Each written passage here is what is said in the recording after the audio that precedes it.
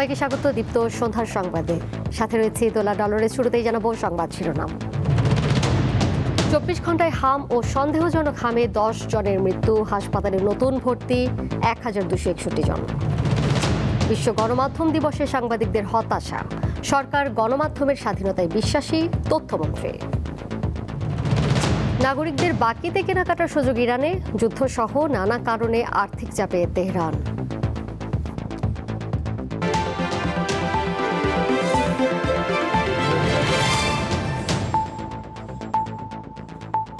সারা দেশে গত 24 ঘন্টায় হাম আক্রান্ত ও সন্দেহজনক হামে 10 জনের মৃত্যু হয়েছে। একই সময় হাসপাতালে ভর্তি হয়েছে 1261 জন। রবিবার স্বাস্থ্য অধিদপ্তরের প্রতিবেদনে এই তথ্য জানানো হয়। প্রতিবেদনে আরও জানানো হয়েছে, গত 15 মার্চের পর থেকে হামে 50 জনের মৃত্যু হয়েছে। এছাড়া সন্দেহভাজন হামে মৃত্যুর সংখ্যা 244 জন।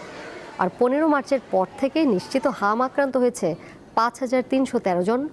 একই সময় সন্দেহভাজন হাম আক্রান্তের সংখ্যা 40,491 জন। এখন পর্যন্ত হাম সন্দেহে হাসপাতালে ভর্তি হয়েছে 27,816 জন এবং হাসপাতাল থেকে ছাড়া পেয়েছেন 20,090 জন।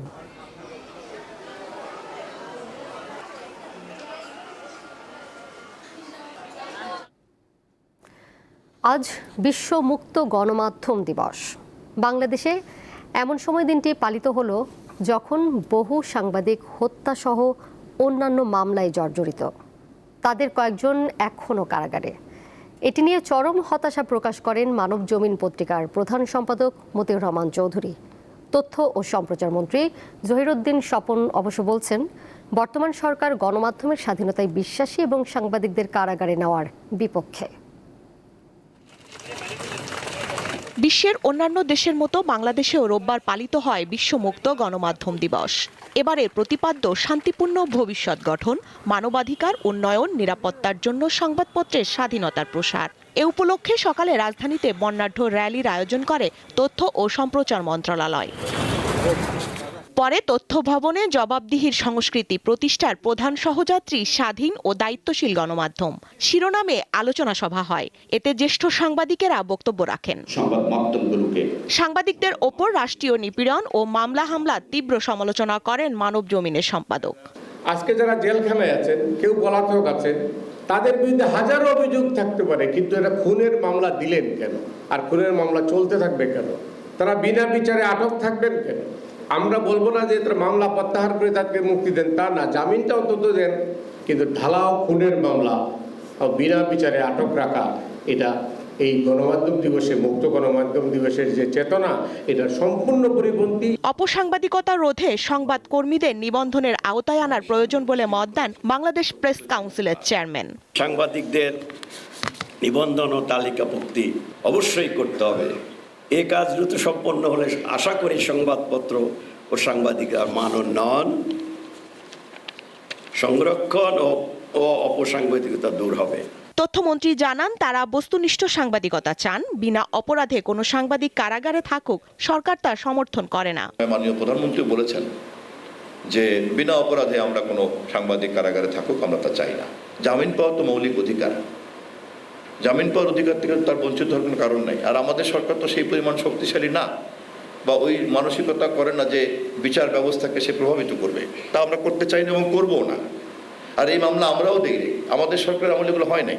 নীতিগতভাবে সমস্ত ধরনের সাংবাদিকদেরকে আইনের আওতায় যতটা সম্ভব তাকে পেশাগত সহযোগিতা দেওয়া হবে। 2025 সালের আগস্টে দেওয়া টিআইবি তথ্য অনুযায়ী ডক্টর মোহাম্মদ ইউনূসের অন্তর্বর্তী সরকারের সময় সারা দেশে 496 জন সাংবাদিক হয়রানির শিকার হয়েছেন।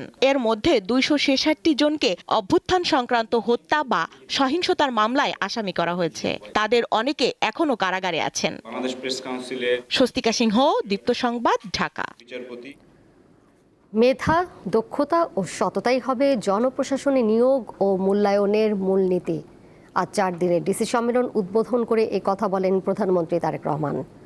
বর্তমান সরকার জনগণের আকাঙ্ক্ষা গুরুত্ব দিয়ে জুলাই সনদের প্রতিটি দফা বাস্তবায়ন করবে বলে জানান প্রধানমন্ত্রী।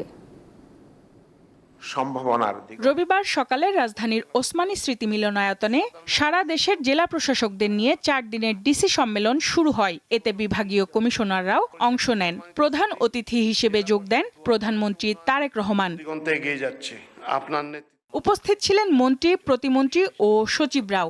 সম্মেলন উদ্বোধন করেন প্রধানমন্ত্রী। পরে তিনি জেলা প্রশাসকদের উদ্দেশ্যে দিক নির্দেশনামূলক বক্তব্য রাখেন।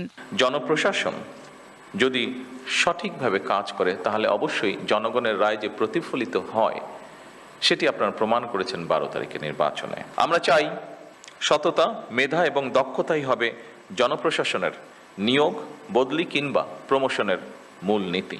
সরকারের সিদ্ধান্ত বাস্তবায়নের লক্ষ্যে একটি দক্ষ জনপ্রশাসন গড়ে তোলার উপর গুরুত্ব আরোপ করেন তারেক রহমান। শুধুমাত্র পদোন্নতি কিংবা নিজেদের পছন্দের জায়গায় পোস্টিং এর জন্য পেশাদারিত্বের সঙ্গে আপোষ করলে সংশ্লিষ্ট কর্মকর্তারা সাময়িকভাবে হয়তো লাভবান হতে পারেন, তবে সেটি সার্বিকভাবে জনপ্রশাসনের দক্ষতা এবং নিরপেক্ষতার উপরে একটা নেতিবাচক প্রভাব ফেলে।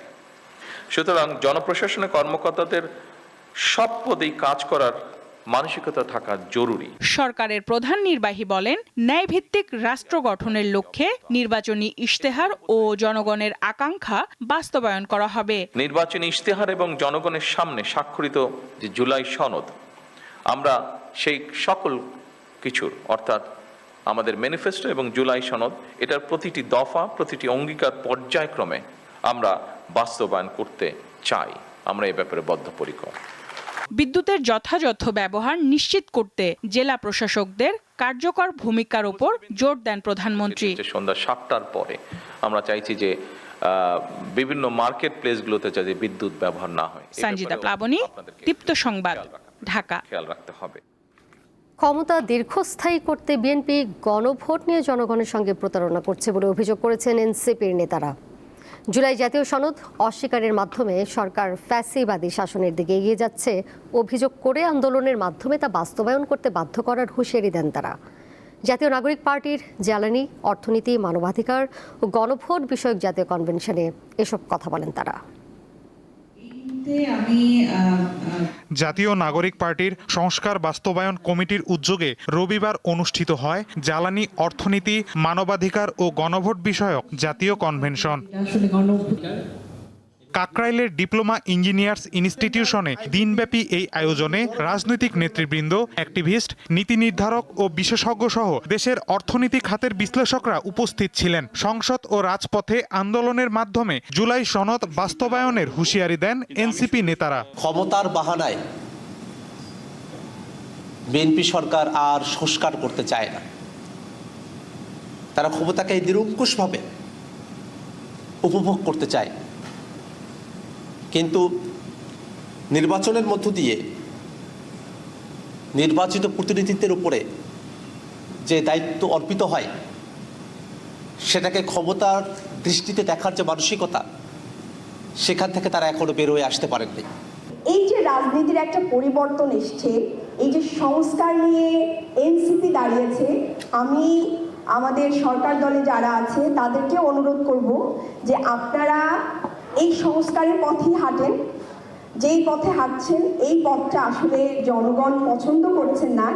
বক্তারা বলেন, আওয়ামী লীগের শাসনামলে মেগা প্রজেক্টের নামে মেগা ডাকাতি হয়েছে। এরকম ডাকাতি তারা আর দেখতে চান না। বাংলাদেশের বিগত 16 বছরে আমরা দেখেছি মেগা প্রজেক্টের নামে মেগা ডাকাতি হয়েছে, এবং এগুলোর মধ্য দিয়ে দিন শেষে আমাদের যে প্রয়োজনীয় যে মেগা প্রজেক্টগুলো ছিল সেগুলোকেও দীর্ঘমেয়াদে বাংলাদেশের মানুষের উপরে, দেশের উপর একটা বোঝা হিসেবে অবতারণ করা হয়েছে। বর্তমানে সরকারি বিএনপি রয়েছে, আমরা তাদেরকে আহ্বান করব যে বাংলাদেশে যেন আগামীতে আর মেগা প্রকল্পের নামে মেগা ডাকাতি না হয়। আমাদের গভর্নমেন্টের অনেক মুড সুইং হয়, মানে গভর্নমেন্ট আসলে কি এটা বোঝা যাইতেছে না। মানে এটা আসলে হাসিনার সময় না একটা বোঝা যাইতো যে ডিসিশনটা দিন শেষে কে নেয়। মানে দিন শেষে দেখবেন ডিভোর্সের প্রবলেমও দিন শেষে ডিসিশন দেয় হাসিনা। দিন শেষে সবাই দৃষ্টি আকর্ষণ করতে হাসিনার। তো এখন আসলে এই জায়গায় মানে ডিসিশনটা আমার কাছে মনে হইতেছে there are so many governments within the governments. Voter মানেই তো কর্মী না, যারা ভোট দিয়েছিল যে বিএনপি এসে এইগুলোর সংস্কার করবে তারাও এখন বিট্রেড ফিল করছে। সেজন্য আমাদের এখন আবার রিঅর্গানাইজ হইতে হবে। সংস্কার আদায় করে নিতে জনগণকে সোচ্চার হওয়ার আহ্বান জানান বক্তারা। মাহিদুর রহমান, দীপ্ত সংবাদ, ঢাকা। ঈদুল আজহায় কোরবানির পশুর ঘাটতি হবে না জানিয়েছেন মৎস্য ও প্রাণী সম্পদ মন্ত্রী মোহাম্মদ আমিনুর রশিদ। দুপুরে সচিবালয়ে মৎস্য ও প্রাণী সম্পদ মন্ত্রণালয়ে সংবাদ সম্মেলনে তিনি আরও জানান, এবছর চাহিদার তুলনায় প্রায় 22 লাখেরও বেশি পশু উদ্বৃত্ত থাকবে। সংবাদ সম্মেলনে জানানো হয়, কোরবানিযোগ্য গবাদি পশু রয়েছে 1,23,33,840টি। বিপরীতে কোরবানির চাহিদা ধরা হয়েছে 1,01,06,334টি। সে হিসেবে 22,27,506টি পশু উদ্বৃত্ত থাকবে। সারা দেশে 3,500 হাটের পাশাপাশি রাজধানীতে 27টি পশুর হাট ইজারার জন্য প্রস্তুত করা হয়েছে বলেও জানান মন্ত্রী। সীমান্ত দিয়ে অবৈধভাবে কোরবানির পশু দেশে ঢুকতে না পারে সেজন্য কঠোর নজরদারি করার কথাও জানিয়েছেন তিনি। এই মুহূর্তে আমাদের খামারিদের কাছে গরু, ভেড়া এবং ছাগল সব মিলিয়ে আমাদের কোরবানির যে পরিমাণ সেটা 1 কোটির উপরে আছে। আমরা আশা করি পশুর চাহিদা যা আছে ওই পরিমাণ আমাদের খামারিদের আমাদের দেশেই এই মুহূর্তে উৎপাদন আছে। সুতরাং কোরবানির পশুর প্রশ্নে এখানে শর্টেজ পড়ার কোনো সম্ভাবনা নাই। যুদ্ধ, মুদ্রাস্ফীতি, মন্দা ও অর্থনৈতিক সংকটের চাপে পিষ্ট তেহরান। সেখানে প্রতি বেলার খাবার আর নিত্যপণ্য কিনতেই হিমশিম খাচ্ছেন সাধারণ মানুষ। এমন পরিস্থিতিতে জনগণের জন্য নিত্য প্রয়োজনীয় পণ্য বাকিতে কেনার সুযোগ দিচ্ছে ইরান সরকার। যুক্তরাষ্ট্র ও ইসরায়েলের সঙ্গে সংঘাত শুরুর আগে থেকেই ইরানের তীব্র অর্থনৈতিক সংকট ও রেকর্ড মূল্যস্ফীতির কারণে হিমশিম খাচ্ছিলেন সাধারণ নাগরিকরা। গত মার্চে দেশটিতে মূল্যস্ফীতি বেড়ে 70% বেশি দাঁড়িয়েছিল। জীবনযাত্রার ব্যয় বৃদ্ধি ও আন্তর্জাতিক নিষেধাজ্ঞার কারণে গত ডিসেম্বরে দেশ জুড়ে বিক্ষোভ করেন অনেক মানুষ। এই অবস্থায় দেশটিতে যুক্তরাষ্ট্র ও ইসরায়েলের হামলা ভঙ্গুর অর্থনীতিকে আরও বিপর্যস্ত করে তুলেছে। এই পরিস্থিতিতে নাগরিকদের জন্য নতুন সহায়তা পরিকল্পনা চালু করেছে ইরান সরকার। ইরানি গণমাধ্যম জানিয়েছে, এর আওতায় ইরানের নাগরিকরা বাকিতে প্রয়োজনীয় পণ্য কিনতে পারবেন, আর ঋণ পরিশোধে সরকার সহযোগিতা করবে। সরকারি সহায়তাপ্রাপ্ত পরিবারগুলো প্রতি 2 মাসে একবার নির্ধারিত দোকান থেকে প্রয়োজনীয় পণ্য বাকিতে সংগ্রহ করতে পারবে। তবে কেনাকাটার মোট পরিমাণ তাদের প্রাপ্ত সরকারি সহায়তার অঙ্কের বেশি হবে না বলে জানিয়েছে কর্তৃপক্ষ। এই উদ্যোগে অর্থায়ন করবে বেসরকারি খাতের বিভিন্ন কোম্পানি। এরই মধ্যে দেশটির পাড়া মহল্লার ছোট দোকানগুলোতে বাকিতে কেনাকাটার পুরনো ঐতিহ্য ফিরে এসেছে। সাধারণ মানুষ প্রয়োজনীয় পণ্য বাকিতে কিনছেন এবং মাস শেষে বেতন পেলে তা পরিশোধ করছেন। পাশাপাশি কিছু অনলাইন প্ল্যাটফর্মও এই সুবিধা দিচ্ছে।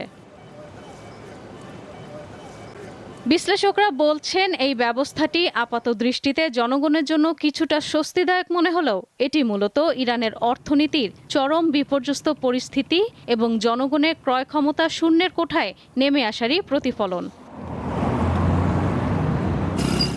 2012 সালে ইরানে মাথাপিছু আয় ছিল প্রায় $8,000। সেখানে 2024 সালে দেশটিতে মাথাপিছু আয় কমে দাঁড়িয়েছে মাত্র $5,000।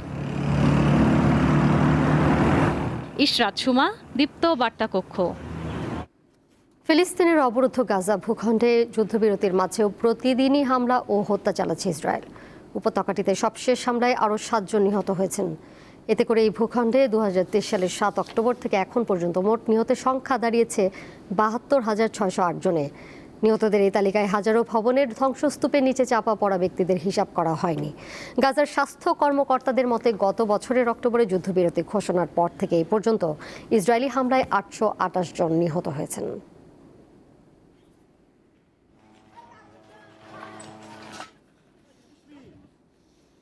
খেলার খবর। বিশ্ব টেস্ট চ্যাম্পিয়নশিপ 2025 থেকে 27 চক্রের অংশ হিসেবে 2 ম্যাচের সিরিজ খেলতে বাংলাদেশ এসে পৌঁছেছে পাকিস্তান দল। সকালে প্রথম ভাগে ঢাকায় পা রেখেছে দলটি, তবে পিএসএল এর ফাইনাল থাকায় বাকি সদস্যরা আসবেন পরের দফায়। এই সফরে পাকিস্তান দল 2টি টেস্ট ম্যাচ খেলবে স্বাগতিক বাংলাদেশের বিপক্ষে। 2 ম্যাচের সিরিজটি হবে মিরপুরের শেরেবাংলা জাতীয় ক্রিকেট স্টেডিয়াম ও সিলেট আন্তর্জাতিক ক্রিকেট স্টেডিয়ামে। প্রথম টেস্ট আগামী 8 মে শুরু হবে ঢাকায়, 16 মে দ্বিতীয় টেস্ট সিলেটে শুরু হবে। এর সাথে শেষ করব দীপ্ত সন্ধ্যার সংবাদ। যাবার আগে শিরোনামগুলো জানিয়ে দেব আরও একবার। 24 ঘন্টায় হাম ও সন্দেহজনক হামে 10 জনের মৃত্যু, হাসপাতালে নতুন ভর্তি 1261 জন। বিশ্ব গণমাধ্যম দিবসে হতাশ সাংবাদিকরা, সরকার গণমাধ্যমের স্বাধীনতায় বিশ্বাসী তথ্যমন্ত্রী। নাগরিকদের বাকিতে কেনাকাটার সুযোগ ইরানে, যুদ্ধসহ নানা কারণে আর্থিক চাপে তেহরান।